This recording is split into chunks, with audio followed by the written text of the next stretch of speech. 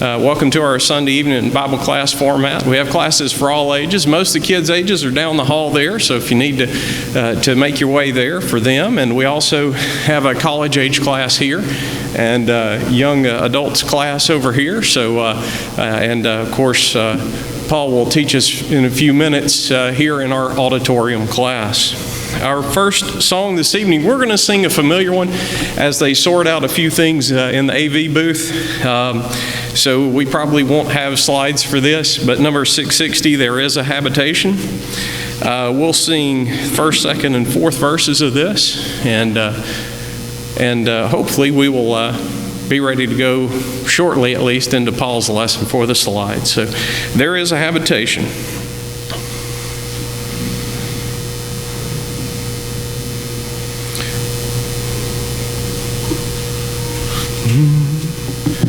There is a habitation built by the living God for all of every nation who seek that grand abode. O Zion,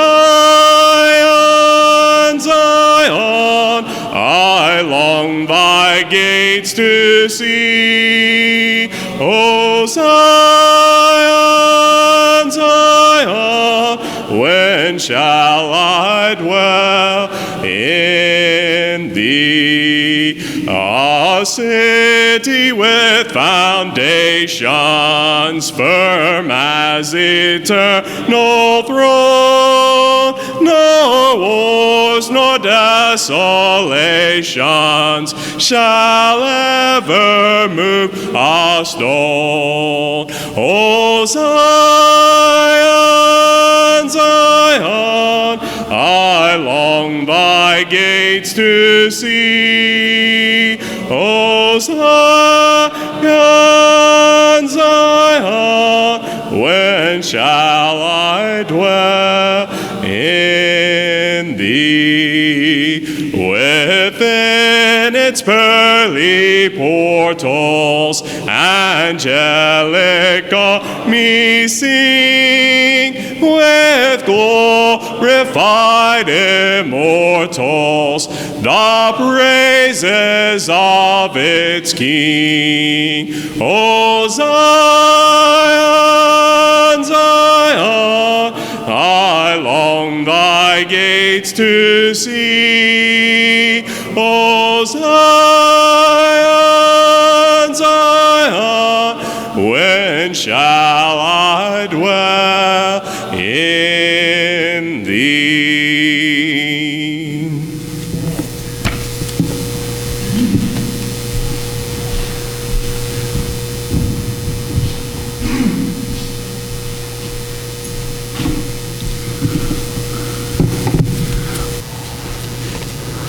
Well, we'll ad-lib as best we can and make do this evening, whether we get slides up there or not. This is our 14th lesson in this series of the Apostle Paul and his missionary journeys.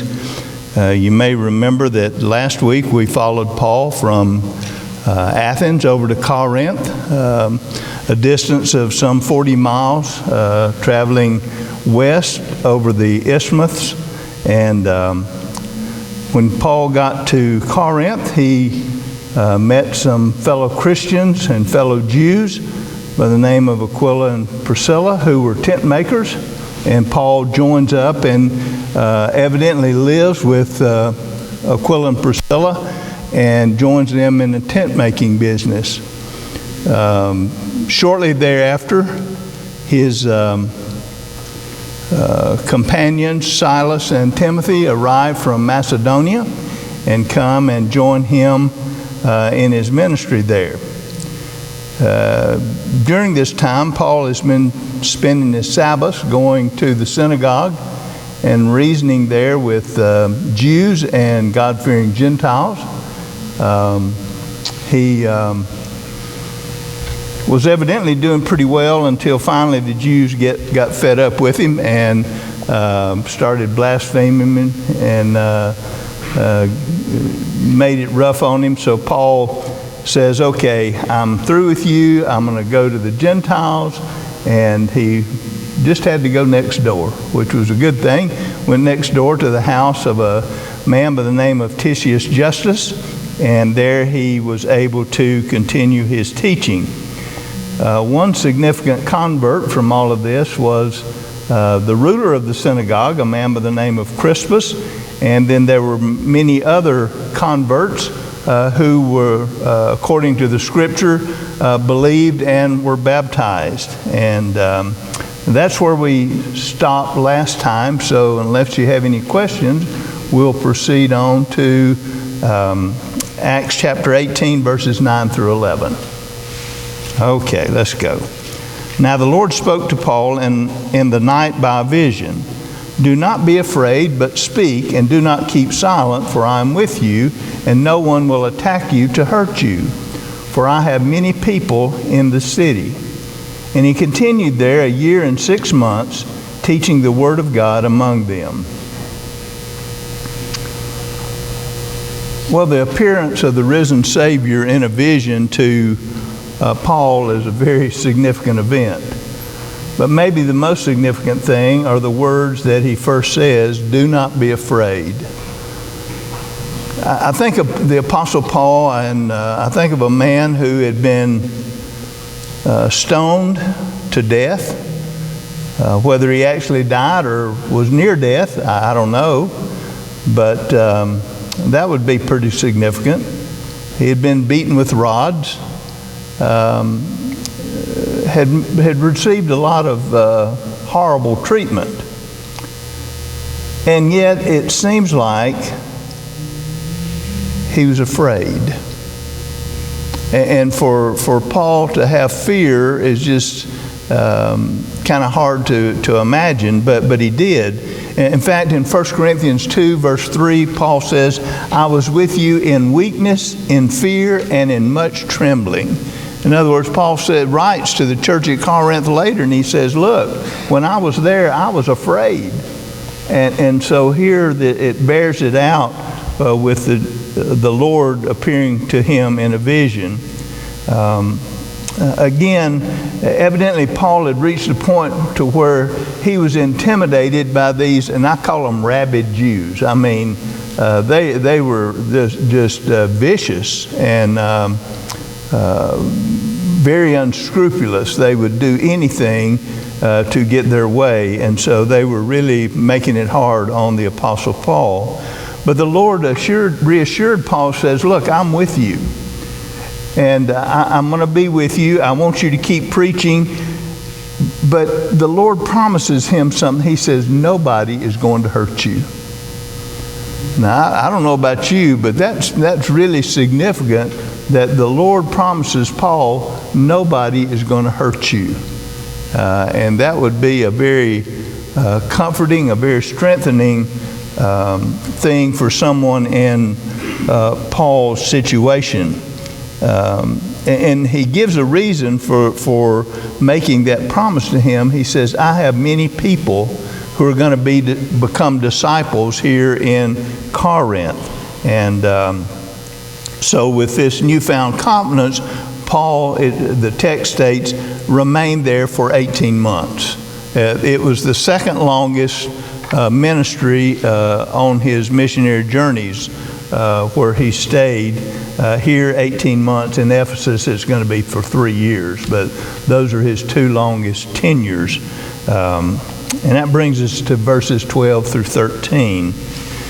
When Gallio was proconsul of Achaia, the Jews with one accord rose up against Paul and brought him to the judgment seat, which is the Bema, saying, this fellow persuades men to worship God contrary to the law.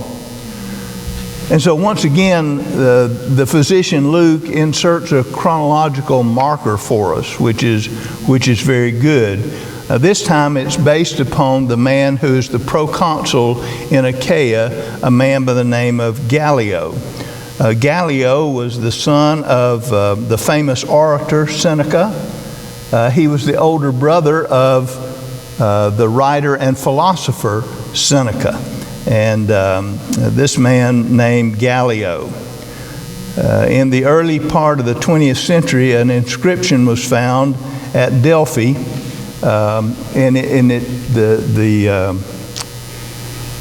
me get this right. The inscription is about an edict that was issued by Claudius Caesar. Remember, Claudius is the one who kicked the Jews out of Rome, and that's how Aquila and Priscilla ended up in Corinth.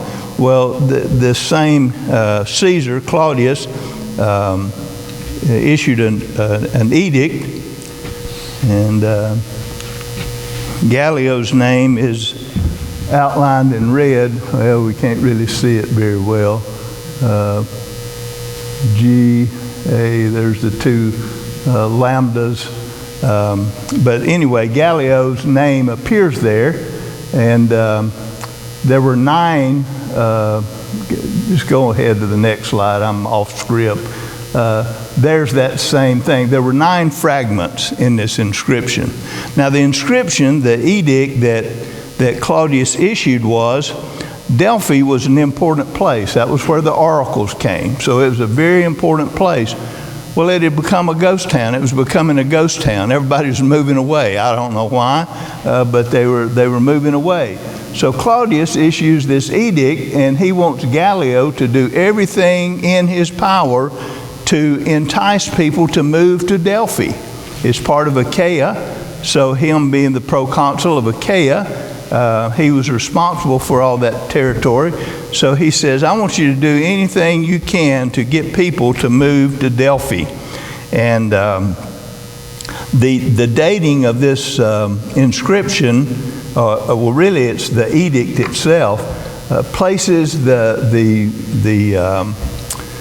proconsulship of Gallio starting no later than May of AD 51. That's important. He had a short proconsulship, slightly less than a year because of health reasons. So we know that he was there like May of AD 51 to the early summer of AD 52. Many people conclude that Paul appeared before Gallio sometime later in the year of AD 51, and then Paul finished his 18 months in Corinth about the same time Gallio finished there in Corinth in the middle of AD 52.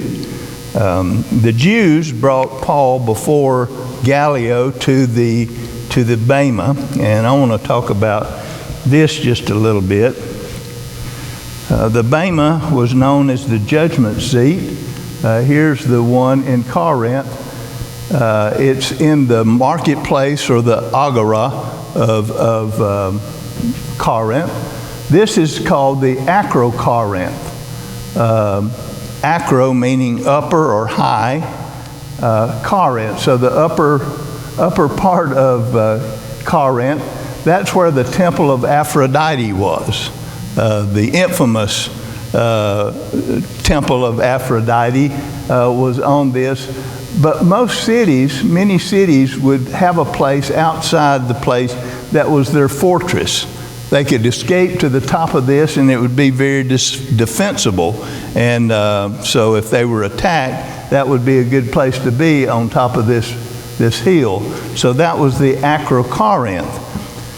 Remember when we were in Athens, we talked about the Acropolis. Well, Acropolis means high or upper city. Polis was city, so Acropolis was the upper city. Here we have the upper Corinth, or we could call that the Acropolis of Corinth, if that all makes sense. The Bema, as I said, was in the marketplace or the agora, and it's shown in this drawing. Now I like this drawing, and I'll show you why in just a minute. Here's the Bema. It's located in this marketplace, but I want you to notice here is the Temple of Octavia. I'm not going to show you pictures of these two theaters, But this Lycaon road, I want you to notice how it just goes up through here. Now go to the next slide. That's the ruins of the Lycaon road entering into the Agora, or the marketplace where the Bema was. There's the Acropolis, and go on to the next slide. I'm sorry. Here is the Temple of Octavia. This is on the right side of that road. Some more ruins of the marketplace, and then one more slide. That's just a different angle showing the Temple of Octavia among the ruins of the marketplace there in Corinth. Now let me go back to where I am. Normally when the Jews have come and grabbed Paul, they've taken him before the local leaders. We saw that on his first missionary journey. They would take him before the local leaders. They did that in Philippi.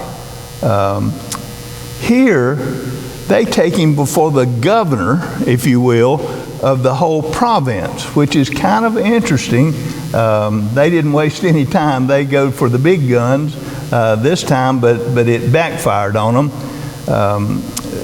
Scholars are still debating whether they're accusing Paul of violating Roman law or Jewish law. That, if you read the text there of what it says, saying, "This fellow persuades men to worship God contrary to the law," but we don't know whether it's Roman law or Jewish law. You really can't tell from the text. The way Gallio interprets it's Jewish law, so he's going to address it that way. Verses 14 through 17.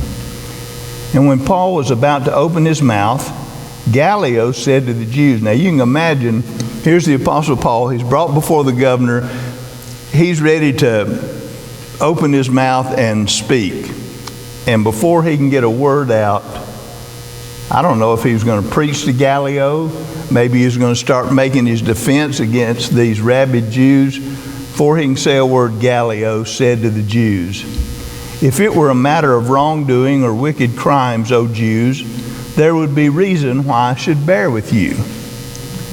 But if it is a question of words and names in your own law, look to it yourselves, for I do not want to be a judge in such matters." And he drove them from the judgment. See, I love that. I don't know what he did, but he kicked them out of court. He threw the case out of court, if you will. And he drove them from the judgment seat, or the Bema. Then all the Greeks took Sosthenes, the ruler of the synagogue, and beat him before the judgment seat. But Gallio took no notice of these things. Again, we don't know what Paul was going to say, but Gallio said, "Look, if this is Roman law, I'd be glad to preside over this case. However, this was a case where Christianity and Jewish law conflicted, and I don't want any part of it."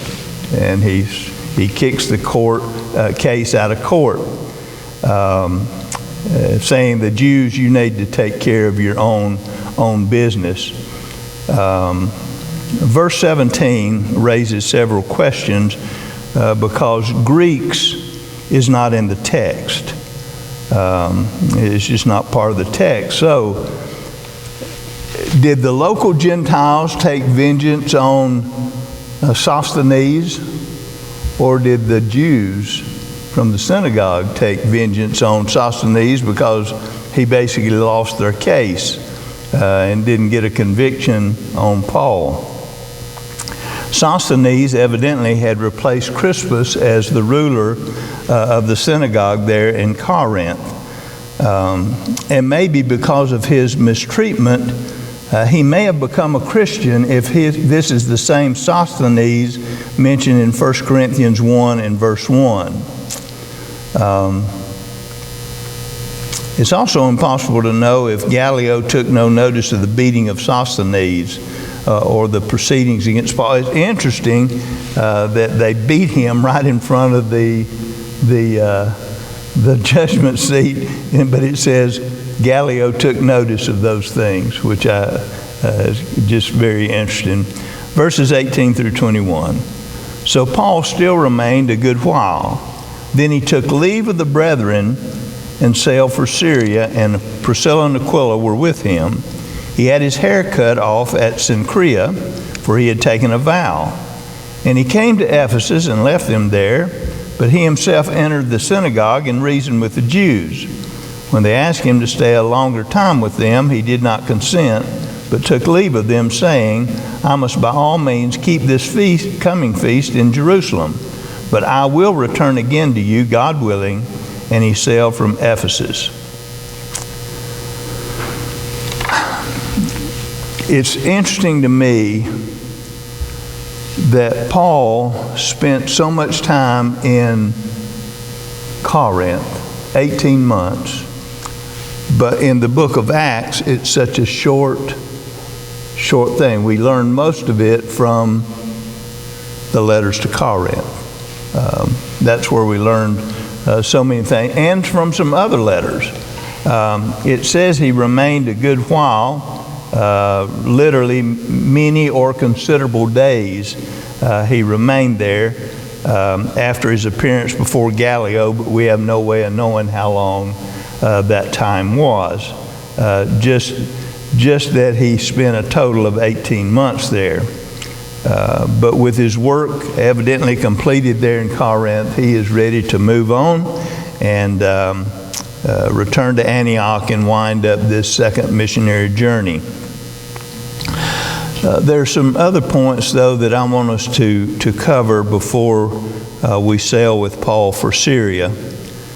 It was during this additional time in Corinth that Paul reached those additional people which the Lord said, I have in Corinth. I think it's during this time that he did that, maybe including Sosthenes. But there was another important man who was converted besides Crispus there in Corinth, and perhaps it was on this particular journey. It was a man by the name of Erastus. Am I going blind or the lights dim? Okay, I wanted to make sure. I'm losing my hearing. I'm losing my neck. I just want to make sure my eyesight wasn't going too. Anyway, this man was named Erastus, and he's mentioned by Paul in Romans 16, verse 23. The letter to Rome, where Erastus is mentioned, was most likely written from Corinth during Paul's 3-month stay. We hadn't gotten there yet, but on his third missionary journey, he stayed 3 months in Corinth, and that's probably when he wrote his letter to Rome. In that letter, he refers to Erastus as the city treasurer,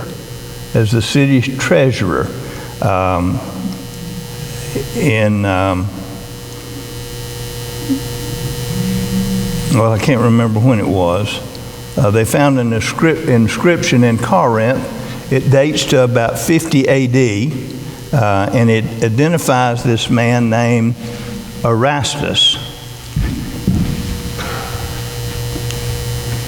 And you don't have to be too smart to see Erastus there. Here is Aedile, Aedile. He was the Aedile. The Aedile was a man who handled financial matters of the city. Would that not be the same as a city treasurer? And that's the conclusion that's made. This is a piece of pavement. And the gist of the inscription is that Erastus must have been a rich man because he paid for a portion of the pavement there. And that was you know how people buy these little bricks? Erastus bought a whole bunch of pavement, and that's the big brick that they made with his name inscribed in it. From that, if Erastus was the city treasurer, he was a wealthy man, and later maybe a traveling companion of Paul, mentioned in 2 Timothy 4, verse 20, who he's mentioned who stayed in Corinth, which again links him to Corinth. It seems that this man was a man of wealth that became a convert to Christianity. The text continues with Paul taking leave or saying goodbye to the brethren as he sailed for Syria, accompanied by Priscilla and Aquila. As we mentioned, I think last week, verse 5 is the last time Silas is mentioned in the book of Acts. Apparently, when Paul sailed away from Caesarea, he left Silas and Timothy in Corinth because they're not mentioned as being his sailing partners. But they're both mentioned in the opening verses of the two letters to the church at Thessalonica. It's pretty well known that these two letters to the churches at Thessalonica, to the church at Thessalonica, were written from Corinth. One early on, right after Paul got to Corinth, and the other one a little later on in his stay in Corinth. So they're both mentioned there. They were still his companions there in Corinth.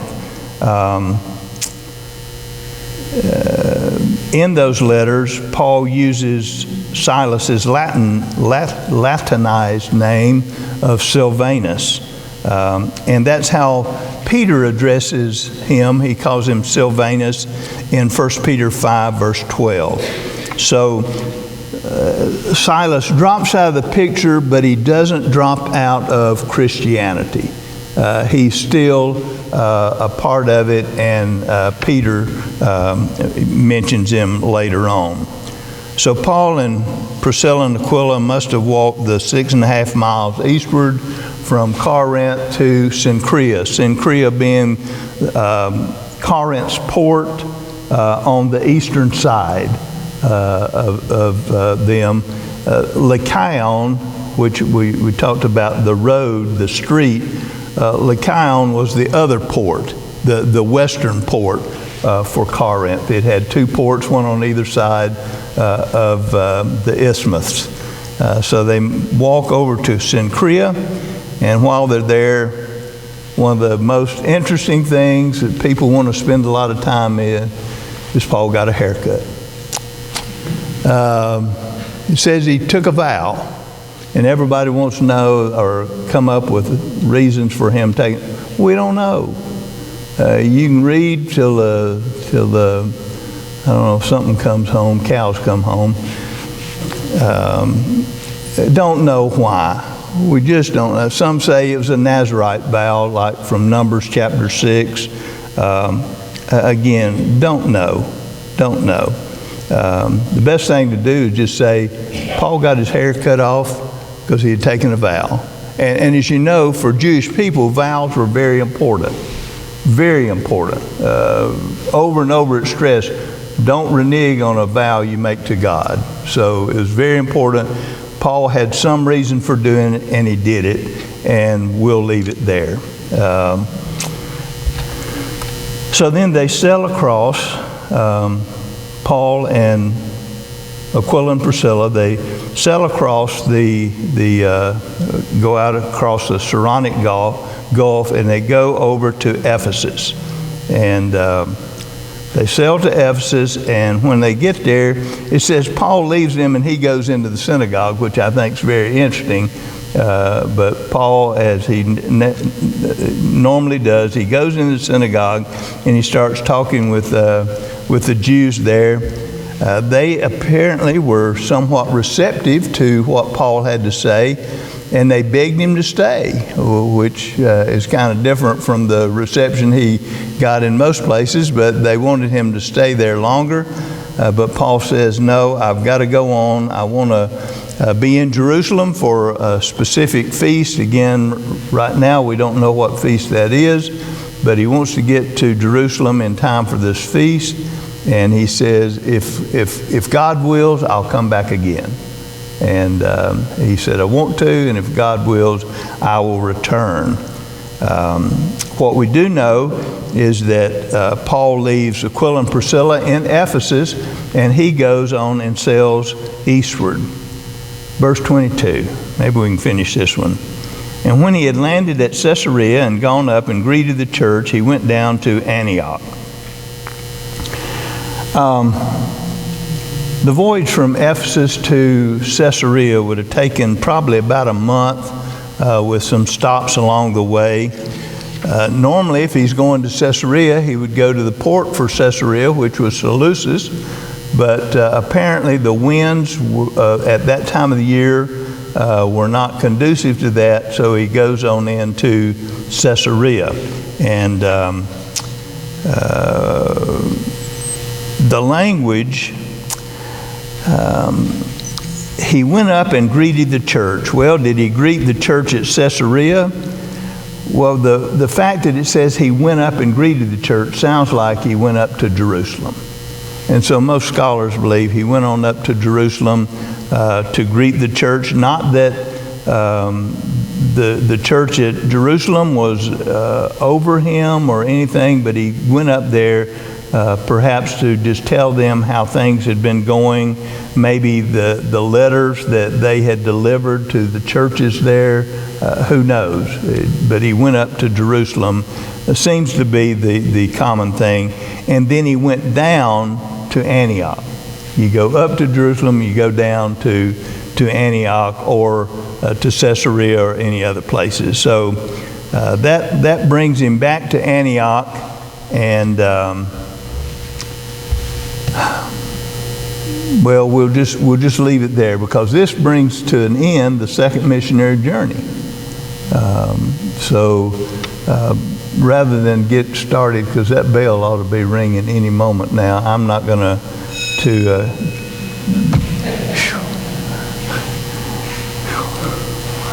no disappointments tonight. Thank you for being here, and I hope y'all are getting something out of these lessons. I'm getting a lot out of them, and I hope you are too. Thank you.